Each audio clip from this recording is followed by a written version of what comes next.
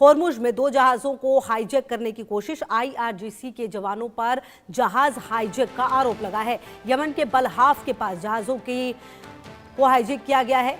Yemen में Houthi विद्रोही जैसा हमला भी किया गया है। हाईजैक के दौरान एक जहाज का ब्रिज टूटा है, तो 2 जहाजों को हाईजैक करने की कोशिश की गई। हमलावरों ने जहाज पर की कई राउंड फायरिंग, आपको बता दें, और होर्मुज में एक बार फिर तनाव बढ़ता हुआ नजर आ रहा है। कुल मिलाकर जो अभी परिस्थितियां हैं, आप देखिए कैसे जहाजों को हाईजैक करने की कोशिश की गई है और एक बार फिर से तनाव बढ़ता हुआ नजर आ रहा है।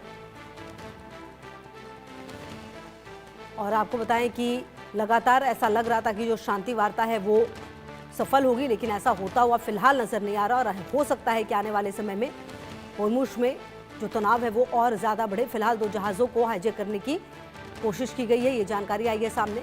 आईआरजीसी के जवानों पर जहाज हाईजैक करने का आरोप लगा है, मतलब इजराइल पर यह आरोप है। यमन के बलहाफ के पास जहाजों को हाईजैक किया गया है। तो आपको बता दें कि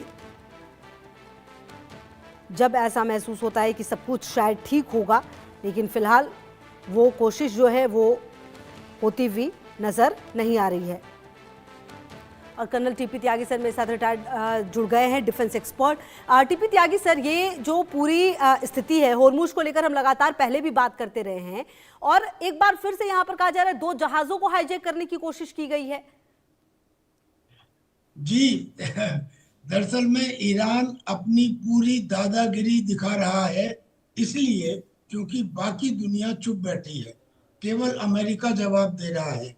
ईरान ने कहा है कि जो भी स्ट्रेट ऑफ हॉर्मुज से जहाज गुजरेगा वो मेरे बताए हुए रूट से गुजरेगा, यानी कि वो स्ट्रेट ऑफ हॉर्मुज में जो ईरान के कोस्ट से आता हुआ रूट है, जो लारक आइलैंड के पास से निकलता हुआ रूट है, जो गहरे पानी का रूट है, उसी से गुजरेगा। और बहुत सारे जहाज अमेरिका और ओमान के कॉपरेशन के साथ वो ओमान के साथ वाले रास्ते से गुजरे हैं, जो ईरान को पसंद नहीं है। लिहाजा ईरान अब हर उस जहाज के ऊपर आक्रमण कर रहा है या रोक रहा है जो उससे परमिशन लिए बगैर वहां से गुजरता है। हालांकि बहुत सारे जहाज अपने ट्रांसपोर्टर को ऑफ करके, ट्रांसपोर्टर ऑफ करने का मतलब होता है कि उनकी लोकेशन, उनका डेस्टिनेशन किसी को दिखाई नहीं देता, ऐसे अपने रिस्क पे वो क्रॉस कर रहे हैं। लेकिन जहां कहीं पता लगता है ईरान वहां पर उनके खिलाफ एक्शन लेता है। अब यहाँ मैं एक सवाल दर्शकों के सामने भी रखना चाहता हूँ कि क्या उन देशों को जिनको स्ट्रेट ऑफ हॉर्मुज के ऊपर इस तरह की पाबंदियां लगाने से भयंकर नुकसान हो रहा है, उन्हें आगे नहीं आना चाहिए? एक उदाहरण, भारत। भारत को प्रतिदिन स्ट्रेट ऑफ हॉर्मुज से 28 लाख बैरल ऑयल की आवश्यकता है, वहां से गुजरता है। अब ईरान का कहना यह है कि मैं एक बैरल पर कम से कम $1 लूंगा, यानी कि 28 लाख डॉलर प्रतिदिन ईरान को देने होंगे, यानी कि करीब 27 करोड़ रुपए प्रतिदिन ईरान को देने होंगे। क्या भारत इसे स्वीकार करेगा? और अगर स्वीकार नहीं करता है तो क्या भारत को इसमें इन्वॉल्व नहीं होना चाहिए? और अगर भारत को होना चाहिए तो एशिया के वो सब देश जिनका तेल यहाँ से गुजरता है, या जिनके फर्टिलाइजर्स, या जिनकी हीलियम, या जिनकी गैस यहाँ से गुजरती है, क्या उन सबको भी इसमें आके नहीं जोड़ना चाहिए? अब ईरान की तो यहाँ तक हालत हो गई है कि उन्होंने फ्रांस को और ओमान को इस बात के लिए भी मना कर दिया कि आप इस क्षेत्र में आके डी माइनिंग नहीं करेंगे। डी माइनिंग एक बहुत ही डेंजरस और जोखिम भरा ऑपरेशन होता है, इसमें ज्यादातर एक्सीडेंट होते हैं।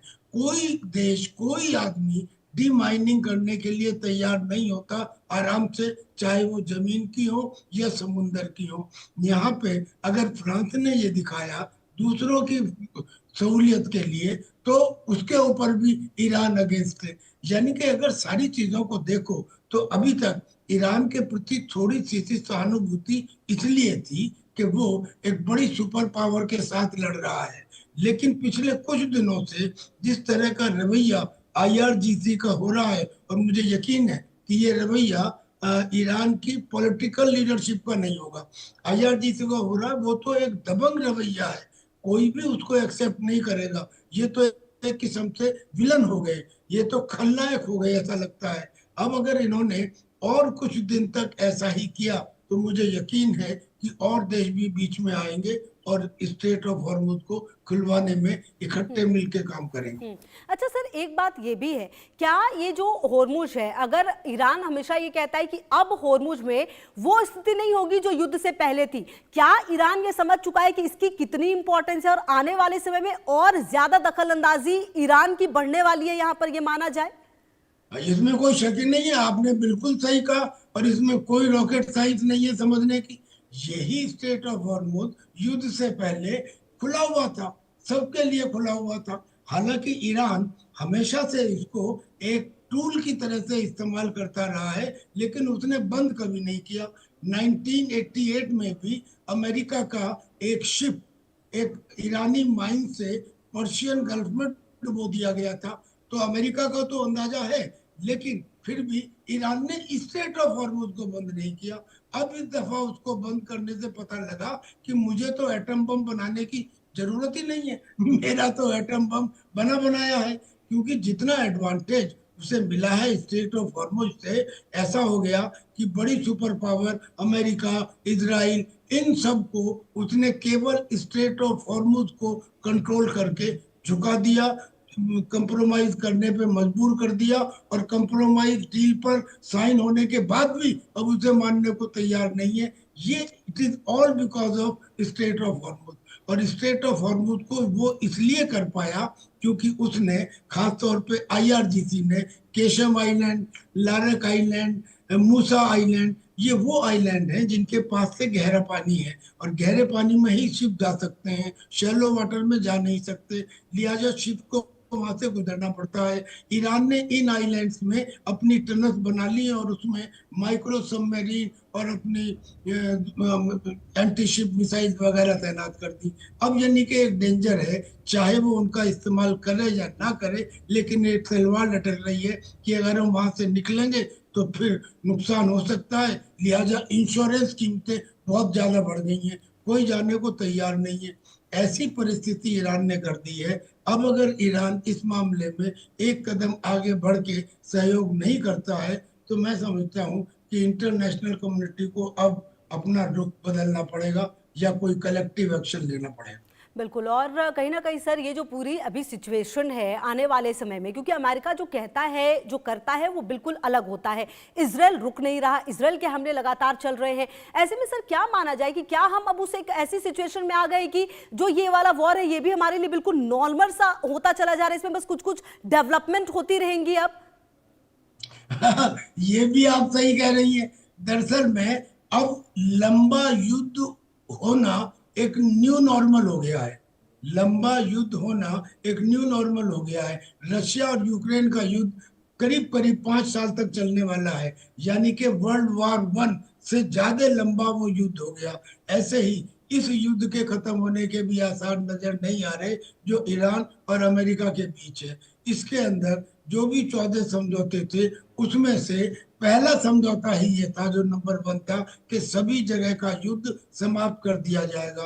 क्या लेबनान में और इजराइल में समाप्त हो गया? नहीं, क्योंकि हिजबुल्लाह कहता है कि मैं तो उस शांति समझौते का पार्ट ही नहीं हूँ जो वाशिंगटन में हुआ है।